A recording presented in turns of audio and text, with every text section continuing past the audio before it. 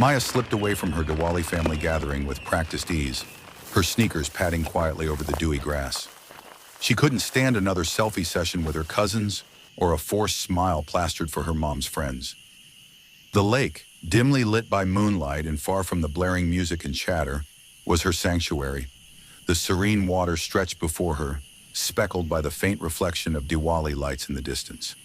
She leaned against a tree and took a deep breath.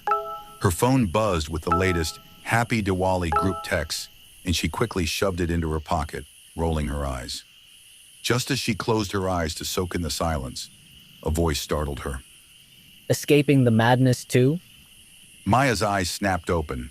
A boy her age, maybe a year older, stood a few feet away, his hands shoved into his jeans pockets, his dark hair catching the moonlight. He had a half smile that looked more knowing than she'd expected. Yeah, you could say that. She replied, eyeing him suspiciously. Are you stalking me? He laughed, the sound low and surprisingly comfortable. Right. Because I have nothing better to do on Diwali than to track down random girls by a lake. She tilted her head. Then what are you doing here? Oh, mysterious wanderer of the night? He shrugged. I'm avoiding my mom's mission to make me wear traditional clothes and pose for 100 photos. Plus, I hate loud celebrations. They give me a headache. Same. Maya gave him a smirk. I told my family I was going to the temple. Technically, the lake is kind of like a temple. For, quiet people. The boy laughed again and nodded. Nice one. I told mine I was going out to reflect on my blessings. He chuckled. Guess I didn't lie. They both fell silent, staring at the moonlit lake. Finally, Maya broke the silence. So, what's your name, Mr. Reflective? He grinned. Arav. And you? Maya. And you're the only person I know who thinks running away from Diwali is a blessing. Arav looked at her, raising an eyebrow. Why do you hate it so much? She sighed, staring out over the lake. It's all so fake. The forced smiles, the endless photos for Instagram. Look, I'm so happy this Diwali. #blessed. She mimicked a wide-eyed smile and he laughed. And the shopping? It's like we're trying to look perfect for an audience we don't even care about. He nodded, his expression turning thoughtful. Yeah. The whole thing feels like we're playing characters in some over-the-top Diwali movie, right? Exactly. She said, eyes lighting up with excitement. Everyone's playing the role of the happy family. And there's me, failing miserably at it. They both laughed, a quiet sound that felt oddly rebellious against the night. Arav's gaze drifted to the lake. You know, if this were a movie, I'd be the brooding anti-hero, avoiding the world, and you'd be... He trailed off, feigning deep thought. Oh, let me guess. Maya interrupted, grinning. The misunderstood girl who also hates Diwali? Spot on. He grinned, and they both laughed again. For the first time that night, Maya felt genuinely at ease. They sat down by the lake, the cold grass pressing against their palms, and they started talking about everything. Their favorite movies, their worst family gatherings, and their secret hiding places when Diwali got too overwhelming. You know what's the worst part about all this? Maya looked at him, intrigued. What? He leaned back on his hands, looking up at the sky. It's not just the celebration. It's the pressure to look like you're having the time of your life. Like, if you're not smiling or looking happy in every photo, people act like something's wrong with you. Maya nodded, her expression turning serious. Exactly. It's like, if you're not posting that perfect Diwali smile photo, you're a total outcast.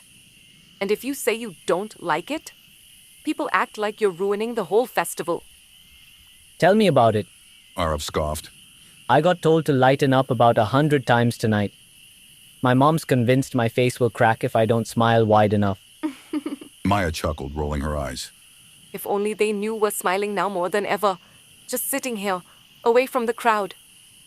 Arav grinned. Guess that makes us the rebels of Diwali. Want to make a pact? Arav asked after a while. A pact? She arched an eyebrow, intrigued. He looked serious, but a smile danced on his lips. Every Diwali, no matter what, we both find somewhere quiet to hide out. No selfies, no hashtags. Just peace. Maya's smile softened. You've got yourself a deal.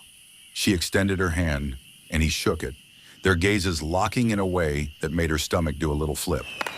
Suddenly, there was a loud bang in the sky, and a flurry of bright colors exploded overhead, casting vibrant reflections over the lake.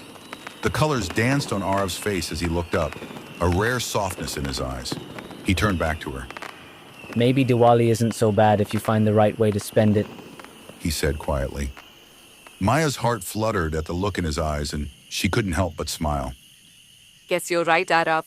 But remember, this doesn't mean I'll be wearing those over-the-top lehengas anytime soon. He laughed, his gaze warm. Fine. But next Diwali, we need to get some popcorn. The lake needs snacks. As they sat under the sky, sharing stolen glances and quiet laughter, Maya felt the world fall away. It was the first time she'd actually enjoyed Diwali, not with the fireworks or the forced smiles, but with a kindred soul right by the lake. Sometimes Diwali didn't need the overload of sweets or the deafening bang of firecrackers, filling the air with smoke.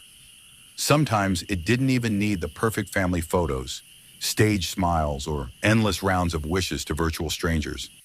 Maybe, just maybe, all Diwali needed was a moment of stillness, a place away from the chaos, and someone who understood.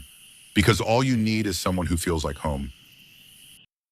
All You Need Is, a podcast where the heart finds its voice through enchanting romance stories. Join me as we explore the timeless power of love, weaving together tales that spark joy, nostalgia, unspoken desires, a warmth that makes your heart flutter, and the sweet magic of love that transcends time. From the first blush of infatuation to the comfort of lasting connections. Prepare to be swept off your feet as we delve into the intricacies of relationships, celebrate love in all its forms, and remind you that, at the end of the day, all you need is. Podcast conceptualized and created by Nazar Partiwala using 11 Labs. Tune in and let your heart be your guide.